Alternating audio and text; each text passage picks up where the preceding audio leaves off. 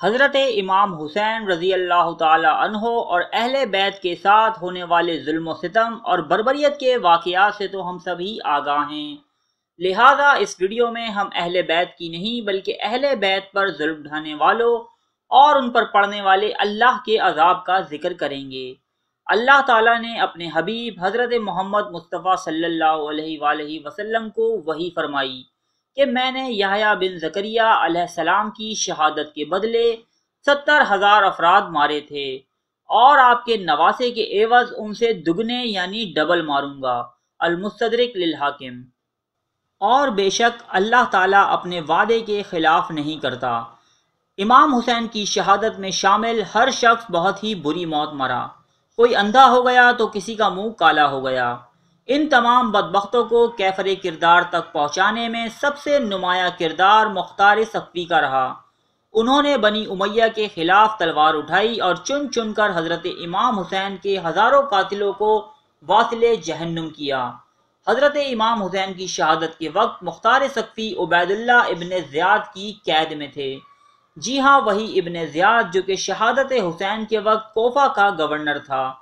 یہی شخص اس سانحے کا دوسرا بڑا مجرم تھا کہ جس کے حکم پر کربلا میں اہل بیت پر ظلم و ستم کی انتہا ہوئی، اور یہی وہ بدبخت تھا جس نے حضرت امام حسین رضی اللہ تعالی عنہ کے سر مبارک کے ساتھ بے ادبی کی تھی۔ مختار صفوی نے ابن زیاد سے رہائی کے بعد اپنی قوتوں کو بحال کر کے ایک لشکر اس سے مقابلے کے لیے روانہ کیا، جس کے سپہ سالار ابراہیم بن اشتر تھے۔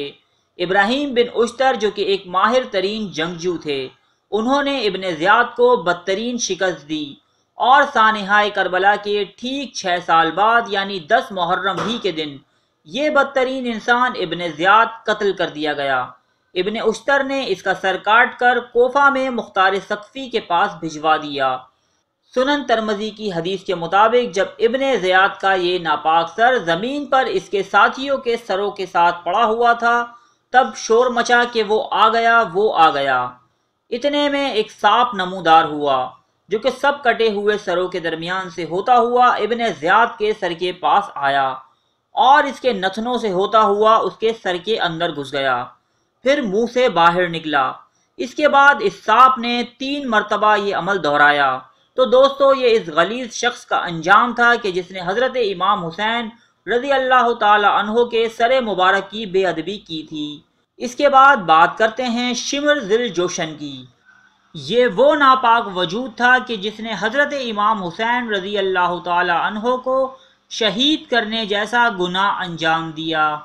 یہی نہیں بلکہ اس بدبخت نے آپ رضی اللہ تعالی عنہ کے جد مبارک کی توہین کی اور امام زین العابدین جو کہ بیماری کے سبب بستر پر لیٹے ہوئے تھے انہیں بھی قتل کرنے کا ارادہ کیا، لیکن لوگوں نے اسے روک دیا۔ شمر نے بھی مختار صفوی کے خلاف ہونے والی ایک جنگ میں شرکت کی جس میں اسے شکست کا سامنا ہوا۔ اس کے بعد شمر کوفہ سے فرار ہو گیا۔ راستے میں مختار صفوی کے کچھ ساتھیوں نے اسے روک لیا، اس کے ساتھی بھاگ گئے، لیکن شمر گرفتار کر لیا گیا۔ مختار صفوی نے اس کے قتل کا حکم دے دیا، مگر اس کے ایک ساتھی نے زیتون کے تیل سے بھری ہوئی ایک بڑی دیگ آگ پر رکھوائی۔ جب تیل کھولنے لگا تو اس میں اس ملعون کو ڈال دیا گیا۔ جب وہ نیم مردہ ہو گیا تو اسے نکال کر اس کو زبردستی تار کول یعنی قطران پلایا گیا، پھر اس کی لاش کو آگ لگا دی گئی۔ کچھ روایات کے مطابق اس کا جسم کتوں کے آگے ڈال دیا گیا۔ اگلا ناپاک کردار ہرملہ کا ہے دوستو۔ یہ یزید کے لشکر کے تیر اندازوں میں سے تھا۔ یہ ذلیل انسان وہی ہرملہ ہے کہ جس نے حضرت امام حسین کی گود میں آپ کے 6 ماہ کے بیٹے علی اصغر کو نشانہ بنایا تھا۔ مختار صفوی کو اس کی بہت تلاش و جستجو تھی۔ ایک دن آپ کہیں جا رہے تھے کہ اطلاع ملی ہرملہ گرفتار ہو گیا ہے۔ مختار صفوی یہ سن کر بہت خوش ہوئے۔ جب ہرملہ سامنے آیا تو آپ نے جلادوں کو حکم دیا کہ پہلے اس کے ہاتھ پاؤں کاٹے جائیں، پھر اس پر تیر برسائے جائیں، اس کے بعد اسے آگ میں جلا دیا جائے۔ چنانچہ مختار صفوی کی حکم کی تعمیل کی گئی اور اس طرح وہ ملعون واصل جہنم ہوا۔ اب بات کرتے ہیں اس سانحے کے سب سے ملعون کردار یزید کی۔ یزید جس نے اقتدار کی خاطر کربلا میں ظلم و ستم کی آندھیاں چلائیں، مسجد نبوی میں قتل عام کیا اور خانہ کعبہ پر سنگ باری جیسے گناہ کا مرتکب ہوا۔ وہ اقتدار اس کے لیے کچھ زیادہ ہی ناپائیدار ثابت ہوا۔ بد نصیب یزید صرف 3 برس 6 ماہ حکومت کر کے شام کے شہر حمص میں 39 سال کی عمر میں مر گیا۔ یزید کی موت کا ایک سبب یہ بھی بتایا جاتا ہے کہ وہ ایک رومیون نسل یعنی یورپین لڑکی کے عشق میں گرفتار ہو گیا تھا۔ وہ لڑکی اندرونی طور پر اس سے نفرت کرتی تھی، مگر اس کے دنیاوی رتبے اور جاہ و جلال کے سبب اسے انکار نہ کر سکتی تھی۔ ایک دن رنگ رلیاں منانے کے بہانے اس نے یزید کو دور ویرانے میں تنہا بلایا۔ جب یزید اس لڑکی کی محبت میں پوری طرح مدہوش ہو چکا تو اس دوشیزہ نے یہ کہتے ہوئے کہ جو بغیرت اپنے نبی کے نواسے کا غدار ہو وہ میرا وفادار کب ہو سکتا ہے، خنجر سے پے در پہ وار کر کے چیر پھاڑ کر اس کو وہیں پھینک دیا۔ چند روز تک اس کی لاش چیل کووں کی دعوت میں رہی۔ بالآخر اسے ڈھونڈتے ہوئے اس کے چیلے چپاٹے وہاں پہنچے اور گڑھا کھود کر اس کی لاش کو وہیں دفنا آئے۔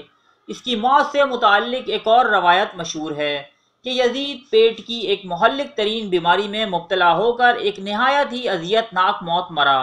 تو دوستو، یہ ہے دنیا کی حقیقت کہ جس تخت و تاج کے لیے اپنا ایمان اور اپنی آخرت داؤں پر لگا دی گئی وہ کتنے دن کا مہمان تھا۔ یہ دنیاوی فوج، دولت اور طاقت کسی کام نہ آئے۔ امام حسین رضی اللہ تعالی عنہ کے قاتلوں کی زندگی بھی مختار سقفی سے چھپتے چھپاتے ہی گزری اور آخرت میں بھی کسی کو منہ دکھانے کے قابل نہ رہے۔